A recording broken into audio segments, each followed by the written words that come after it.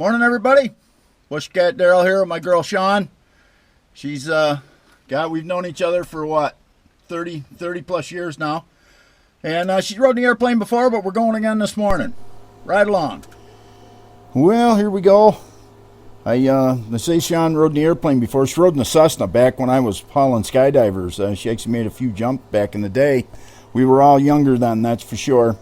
But in any case, I was glad she come out because I was supposed to fly with my cousin David, and his wife had some matter that they had to go on, so we had to take her on that, and he had to cancel. So the airplane was all pre-flighted, and I said, "Well, come on, we'll head out." I got it all pre-flighted, and we were ready to go. So that worked out. That worked out good.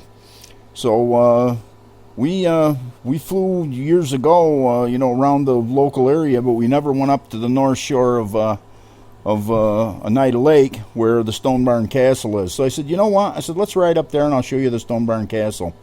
And it was kind of neat. I mean, the Stone Barn Castle is halfway to Bernards Bay along the north shore, and we were over on the east shore, but we were over on the other side the other night at the A&P Marina. So I'm blundering my way along, and she says, "Hey, there it is, right there." That was pretty neat. Well, she gets her phone out and was able to get some pictures of it and what have you. That's kind of neat there. The Stone Barn Castle, I've done videos on that before. Adrian Brody owns it now. Used to be a big dairy. They shipped some of the milk that was actually pasteurized out of there years ago, and they purported it as being safe to drink. You can see it right here in front of the gear here right now. I didn't get a good look at it on this side, and I didn't get a good look at it on the other side. I apologize but I did zoom in on it for you there. So, but it's up there on the Stone Barn Road, up there in the town of Vienna. Kind of a landmark for sure. It actually mysteriously burned back in 1949, and they never actually rebuilt it. Times were tough back then, right after the war, and it laid there derelict until Adrian bought it and has kind of rehabbed it a little bit. So, but it's a nice piece of history in any case. North shore of Oneida Lake here, and you can see it's a vastly wooded area. And I plugged the go-to faction into the software on the tablet, and it took us right across Sylvan Beach.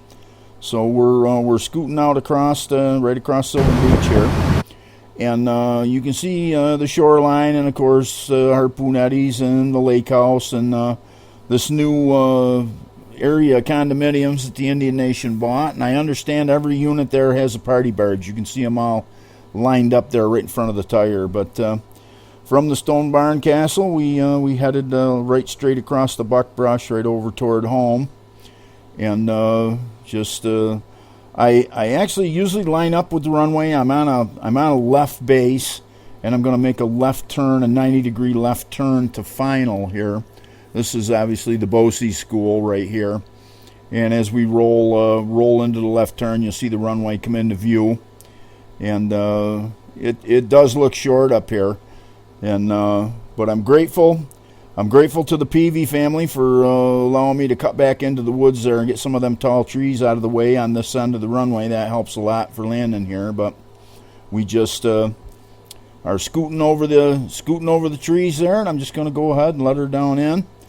And I'm getting pretty good at that landing thing. I like to fly at 4 or 5 feet off the ground before I get it slowed down enough, and then I'll just let it down ever so. Watch that tire just so gently touch the ground.